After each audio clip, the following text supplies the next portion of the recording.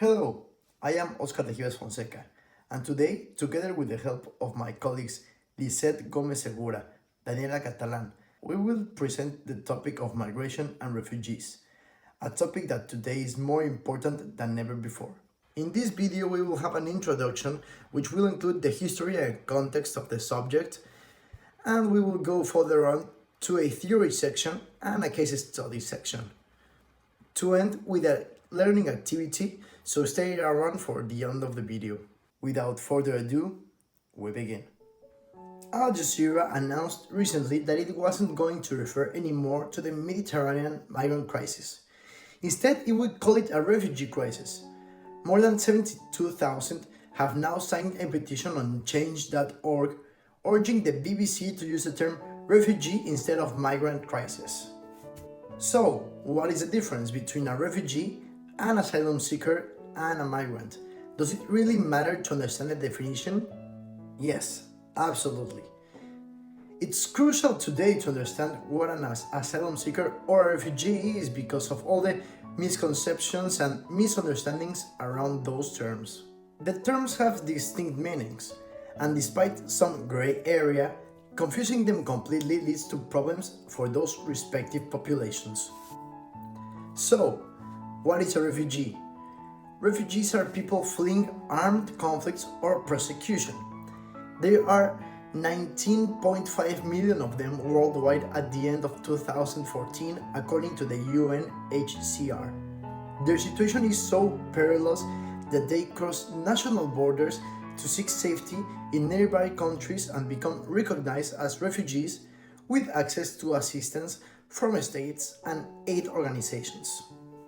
An important piece of this is that refugees are protected by international law, especially the 1951 Refugee Convention. But even the terms refugee and asylum are often confused. So, an asylum seeker is someone who claims to be a refugee but whose claim hasn't been evaluated.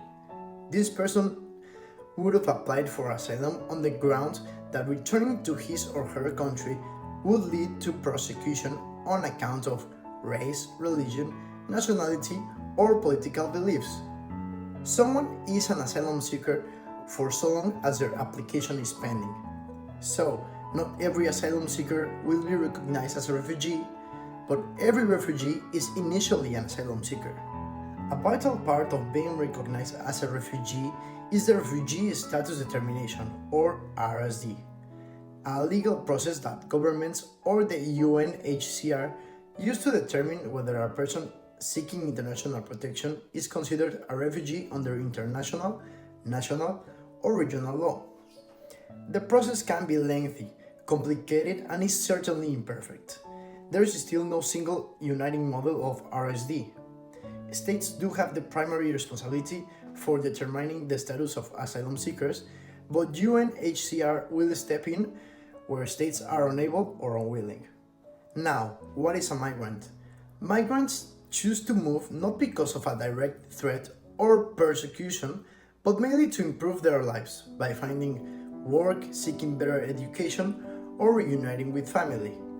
Unlike refugees who cannot safely return home, migrants can return home if they wish. This distinction is important for governments, since countries handle migrants under their own immigration laws and processes. But, as I mentioned earlier, there is a gray area. The gray area is that one person's motives may change in nature and in importance during their journey, so categorizing individuals as economic migrants or asylum seekers can't always reflect that complex reality of people's experience of migration. Analyzing Europe and the large numbers of people arriving by boat in Greece, Italy, and elsewhere. Are they refugees or are they migrants? The truth is, there are a mix of both. Refugees and migrants is probably the best way to refer to movements of people by sea or in other circumstances where both groups may be present. As other reports point out, some migrants face extreme conditions at home, such as natural disasters, that have coerced them to leave. The gray area then extends when it comes to determining the difference between coerced for certain migrants and forced for refugees. But let's take a step back and let's analyze a little bit of history. For many centuries, refugee movements were a result of religious and racial intolerance. Entire groups were unrooted, exiled, or deported by secular or religious authorities in an effort to enforce conformity. Examples of such action include the expulsion of Jews from Spain in the late 15th century, the exodus of Huguenots from France after the revocation of the Edict of Nantes in 1685, and the eviction of Jews from Germany, Austria, and the Czech Republic in the 1930s. International action for refugees did not start until the 1920s. In 1921, Fridtjof Nansen of Norway was appointed by the League of Nations as High Commissioner for Refugees and devised a so-called League of Nations passport, a travel document that gave the owner the right to move more freely across the nation's boundaries. After Nansen's death in 1930, the protection of refugees was entrusted to the Nansen International Office for Refugees, though this office accomplished little before its mandate expired in 1938. Other refugee assistance organizations have included the Intergovernmental Committee of Refugees, the United Nations Relief and Rehabilitation Refugee Organization, and the Office of the United Nations High Commissioner for Refugees, or UNHCR, established in 1950. This agency emerged in the wake of World War II to help Europeans displaced by that conflict. Several non-governmental and voluntary agencies, such as the International Rescue Committee, have also been established throughout the world. Nowadays, the world is witnessing the highest levels of displacement on record. An unprecedented 70.8 million people around the world have been forced from home by conflict and persecution at the end of 2018. Among them are nearly 30 million refugees, over half of whom are under the age of 18. There are also millions of stateless people who have been denied a nationality and access to basic rights such as education, healthcare, employment, and freedom of movement. But don't hear it from me. Let us see what the actual refugees have to say in this video provided by the UN Refugee Agency.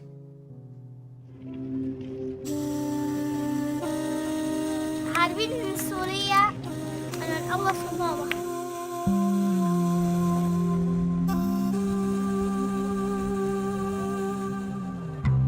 Il y avait des femmes et puis les enfants aussi. Ils sont en train de pleurer. Nous tous, il y a beaucoup de personnes qui ont pleuré. On n'a pas de soins, bon.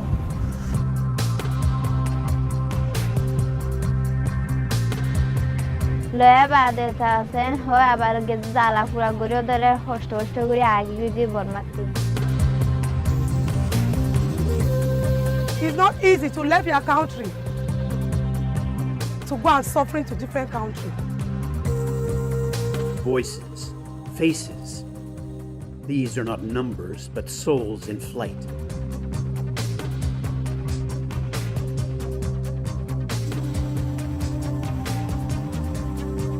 $70.8 million people are now displaced in the world, fleeing war, persecution, and conflict. At the end of 2018, 2.3 million more were forcibly displaced than just a year earlier. It's the highest number the UN Refugee Agency has seen in its nearly 70-year existence, and extends a trend of increasing numbers that is already 2 decades long. Who are the uprooted? They are refugees who have crossed borders in search of safety.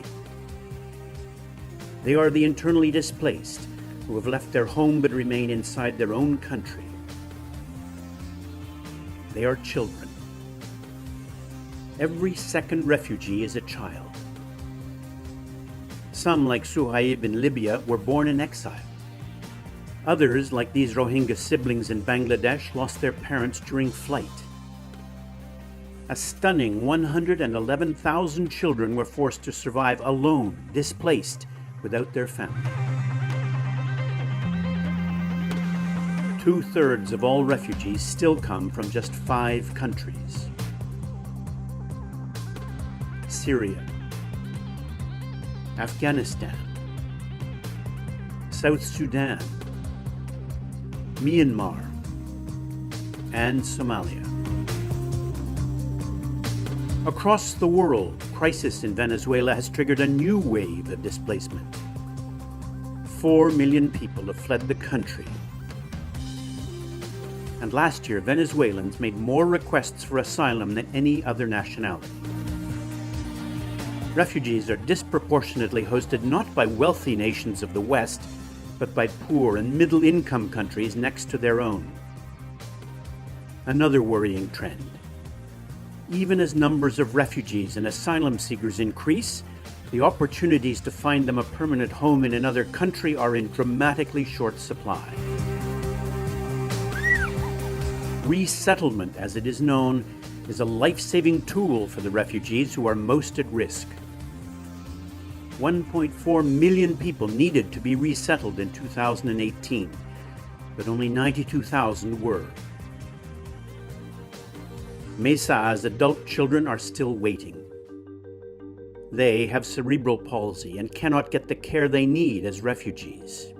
ساعدوني بالأولاد أعمل لهم حاجاتهم عالجهم أحرق قلبي عليهم بدي أقدم لهم شيء ما بيطلع بإيدي أقدم لهم شيء. The continuing rise in displacement is sobering, but there is hope and determination too. The Global Compact on Refugees adopted in 2018 calls for action across the international community. Governments are engaging. Individuals, companies, and NGOs are taking part. We think that the refugee challenge for Europe actually is also an opportunity, because we have these amazing people who come here and bring skills, experiences. This approach promotes work and self-reliance for refugees and education for their children.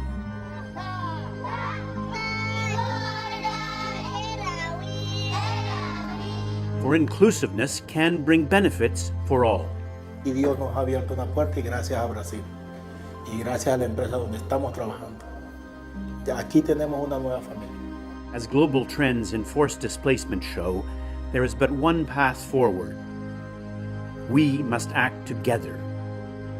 Our solidarity across societies will power change and promote solutions, and give refugees a chance to aspire to a better future. Thanks to the UN Refugee Agency, who provided us with this amazing clip where we saw the real conditions of these refugees, little kids and complete families who are suffering and are in desperate need of help. Now, let us move forward into the case study section of the video with my friend and colleague Lisette Gómez Segura. Thank you, Oscar. Now we're going to talk about our case. The case that we're studying are the Central American migrant caravans that were heading to the United States, where a series of events started in October 2018 with the main objective of entering that country in search for better living conditions. The first of them was started by the 1,000 Hondurans on October 13, 2018, who participated in San Pedro Sula, Honduras, some with the aim of arriving in Mexico to request asylum, pushed by poverty and violence in their country of origin. It was followed by the second caravan of almost 1,000 Hondurans who participated in Esquipulas, Guatemala on October 21. 3 other caravans made up of Salvadorans who participated from El Salvador the following days, and another of Hondurans who left San Pedro Sula on January 14, 2019. The first caravan was criticized from its inception by the US government, especially by the President Donald Trump, while the Mexican government requested support from the United Nations to assist migrants. The Honduran government, from the beginning of the mobilization, instructed its diplomatic representation in Guatemala and Honduras to provide humanitarian aid to migrants, while urging Hondurans not to participate in irregular migration. The government assured that the members of the caravan were decided with false promises of political asylum and that it was planned for political purposes, by a structure that seeks to affect the image and governance of the country. Likewise, the Honduran president assured U.S. Vice President Mike Pence that the caravan was being funded by left-wing Honduran groups funded from Venezuela to challenge U.S. sovereignty. The President of the United States, Donald Trump, threatened via Twitter to cut economic aid to Honduras, El Salvador, and Guatemala if they didn't prevent their citizens from entering the United States illegally. Subsequently, he said he will militarize the border with Mexico to prevent the caravan from entering. He also repeatedly blamed Democrats for being behind the caravan and said that there were mixed people from the Middle East, including members of Islamic State. The United States Embassy in Honduras issued a statement on October 14 asking migrants not to embark on the trip. Later, their spokeswoman Heidi Fulton urged those participating in the caravan to return to their country, claiming that they were being deceived by criminal and political leaders, warning that they couldn't enter or remain in the United States illegally. Upon the announcement of a new caravan in early January 2019, Heidi Fulton again warned about the danger of migrating from this way, affirming that many Hondurans returned repentant from the previous caravans. The President of Mexico, Andrés Manuel López Obrador, promised to give work visas for Honduran migrants and called for their rights and safety to be guaranteed and support provided. The Mexican ambassador to the United States, Jerónimo Gutiérrez Fernández, denounced political reasons. In Tijuana, on November 18, 2018, while the migrants from the first caravan gathered in that city, hundreds of Tijuana residents demonstrated near the shelter where they were staying, rejecting their presence and the illegal and violent way in which they had entered to Mexico. A smaller group also came out in defense of the migrants. Likewise, the mayor of Tijuana, José Manuel Gastelum, declared that the migrants arrived in aggressive route plan with chants challenging the authority. Referring to the topic of coronavirus, some measures taken by the government of Central America and Mexico to contain and prevent the spread of the coronavirus pandemic are disproportionately affecting migrants, refugees, and displaced people in the region. Border closures have caused numerous people, including children and old people, to be trapped in border areas. People on the move, such as refugees, migrants, displaced persons, apathics, and asylum seekers, among others, are particularly vulnerable to attitudes and behaviors that stigmatize and discriminate them, and these are fostered by the narratives that associate them with the spread of COVID-19. Now we are going to present you a video in which we are going to be able to see why Hondurans and Central Americans are fleeing their home, knowing that the road is going to be so difficult and so dangerous. So here's it. Now to the immigration turmoil at the U.S.-Mexico border, where Customs and Border Control officials say they are on track to make 100,000 apprehensions this month alone. Many of those people come from Central America, and even as the president again threatened this week to withhold aid and shut the border because of the migration, his administration signed a pact with several of those same nations to bolster their internal security. With the support of the Pulitzer Center, special correspondent Marcia Biggs and videographer Julia Galeano Rios recently traveled to San Pedro Sula in Honduras to see why so many are fleeing their home. They came from far and wide, migrants from all parts of Honduras, gathering at the bus station in San Pedro Sula and settling in for a long night of camping out before a dawn departure. It wasn't clear why or who made the decision, But 8 hours earlier than planned, this caravan of families set off on the harrowing journey to the United States. It wasn't long before the weather turned nasty, but the people pressed on. Some have suggested that the caravans were organized by political activists, but there was no organization here, only desperation. They were supposed to leave at 5 o'clock in the morning tomorrow. They left at 9 o'clock in the pouring rain. We've got entire families with toddlers, babies. They've got nothing but the clothes on their backs. And they don't even really know where they're going. They're just following the crowd, hoping for a better life. I know that it will be a difficult journey, says 19-year-old Alicia, as she cradles her 8-month-old baby. But I want a better life for my son. Olman Del Cid said he had no choice but to start walking with his wife and 5 children. It is too dangerous here. We can't stay here. There is no work, and I can't afford to pay the extortion. Their numbers were nothing like the some 7,000 that marched through Central America and into Mexico last October. Estimates put this group at around a third of that, but they are no less determined. Yolanda Gonzalez has worked as a human rights activist in Honduras for the last 17 years. It's like one boy told us, why am I leaving? Because in my neighborhood, you're more likely to get shot than to find a job. When you ask people why they are leaving or why once deported they try to go back, the story typically starts with, well, I'm leaving for economical reasons. But when you start to inquire further, they say, I had my bodega, but I lost it because of extortion, violence, and because I don't have anyone to report to who can protect me. I can't go to the police because the police won't protect me. And what's more, I'm afraid of the police. Therefore, I have no other choice but to leave. And if I get deported, I will try again. San Pedro Sula used to be the murder capital of the world, held hostage by gangs. The most prominent, MS-13 and the 18th Street gangs. But a crackdown led by the government of President Juan Orlando Hernandez, fueled by American dollars, has led to a much-touted decrease in homicide rates, down over 1/3 since 2011. Yet the people still live in fear.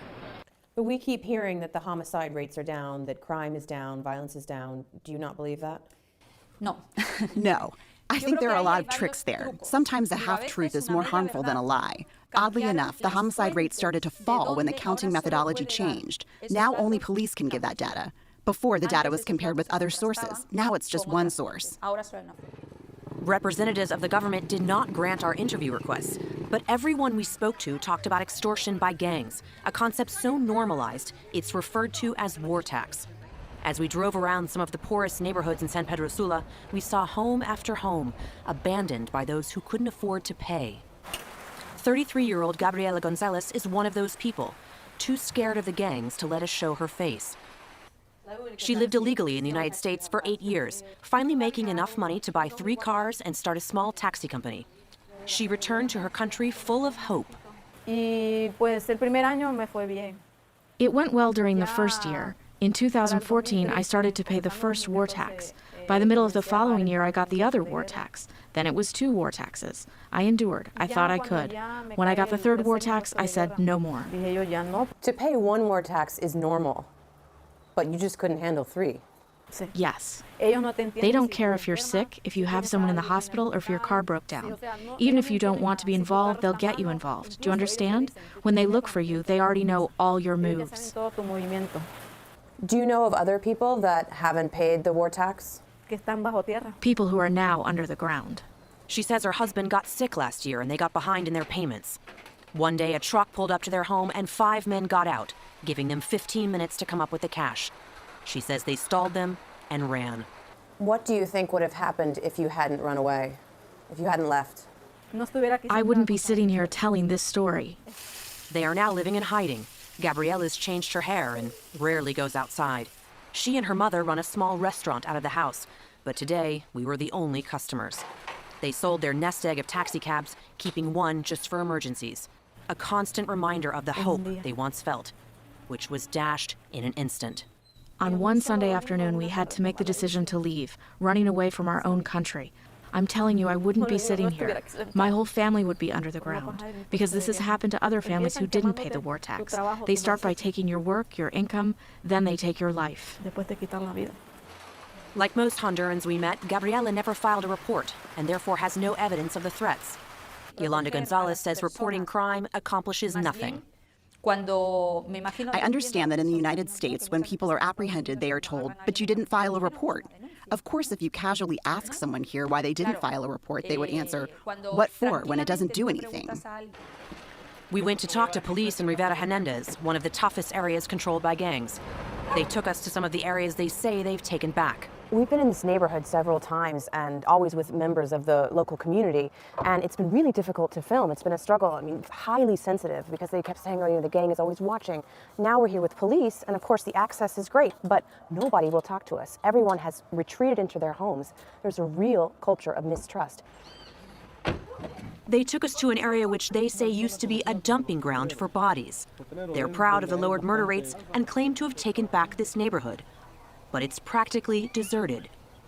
While the government statistic on violence may be down from a peak in 2011, the murder rate here remains among the highest in the world. And it's fear that drives people out. We're told that 5 families from this street alone left on the latest caravan.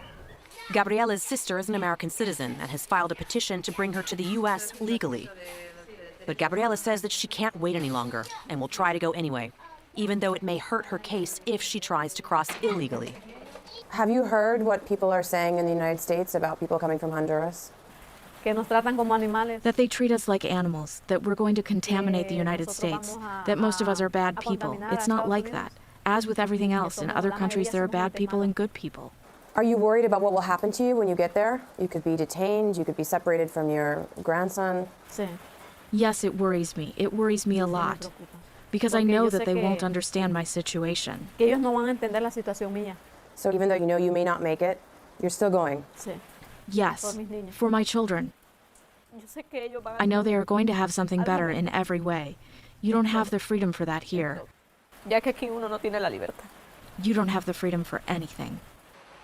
A week later, Gabriela left Honduras with her daughter and grandson, setting off for the brutal journey north. For the PBS NewsHour, I'm Marcia Biggs in San Pedro Sula, Honduras. As we could see, most of the families don't even really know where they are going. They are just following the crowd, hoping for a better life. They explain that they can't stay where they are because there's no job, they don't have enough money to pay the extortions. Shockingly, they describe that it's more likely to get shot than to get a job. In conclusion, these people prefer to go through what they have to go through because they are only looking for the freedom that they can have in their country. Now, Daniela is going to explain us a little bit more about this. Thank you, Liz, for sharing this information. Now, to further analyze this case study, we will be addressing a very important question. Why are the caravan members leaving their home countries? Journalists have asked this question to members of the caravan, and their typical response are the main reason why people run from Honduras. These reasons are extreme poverty, starvation, gang violence, and violence against women. Most of them have talked about how they had to do it for their safety. One woman said that she'd been in hiding after a local gang threatened to kill her because they'd mistaken a tattoo of her parents for a symbol of a rival gang. But the reasons given by caravan members are squarely representative of the current wave of Central American migration to the U.S. In the U.S. law, there's a firm distinction between asylum seekers who are fleeing persecution because of their identity, usually from their governments, and economic migrants who are looking for a job. But the division in real life isn't always so neat. And few of the people trying to come to the U.S. from the Northern Triangle fit just one of those boxes. Many people are leaving because they fear for their lives if they stay, because they're being threatened by gangs and the local government is either accomplice or just not doing anything about it. They're seeking asylum even if their circumstances may not fit neatly into the definition of persecution in the U.S. asylum law. Attorney General Jeff Sessions has used his authority to make it harder for people to claim asylum based on domestic or gang violence. The spike in unauthorized border crossing is driven by record numbers of families coming to the U.S. without papers. This table shows the Border Patrol apprehensions from October 2011 till present. The U.S. Border Patrol has implemented a policy which its main objective is to maximize the fear and the deportation of all the people who try to cross the border illegally and not get caught. This policy is designed to evade and cause problems to those who seek asylum. The families are practically being threatened in order to give them fear. They've also decided that the families that try to cross the border will not be able to stay in detention center while they wait to be processed. Keep in mind that refusing to offer asylum would be a violation to the international law. So, what Donald Trump's administration has been doing is giving a harsh treatment to those who arrive. For example, they are detaining people and separating families. They take the children from their families in order to create fear and make them want to stay away. Trump's administration is deporting families and has done this since before because they believe it will help lead to fewer people seeking asylum.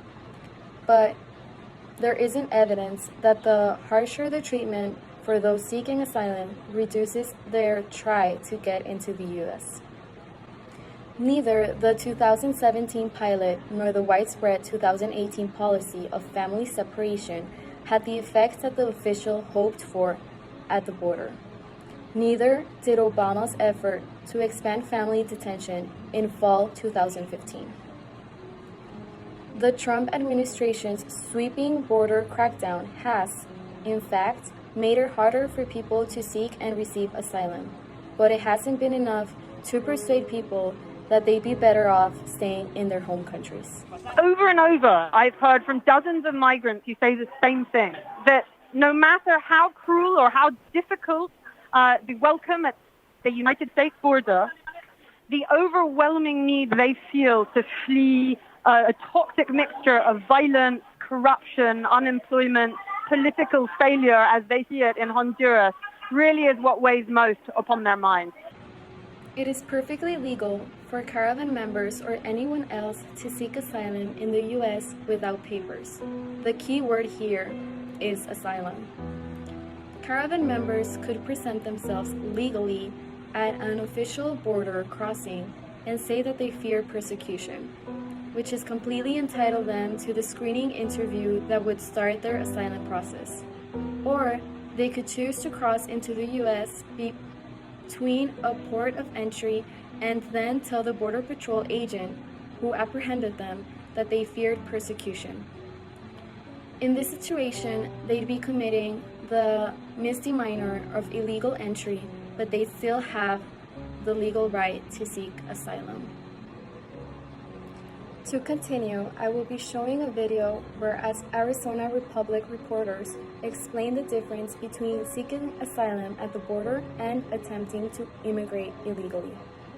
Daniel, in recent years, migrants from Central America have been presenting themselves at the southwest border saying they're fleeing violence in their countries in Central America.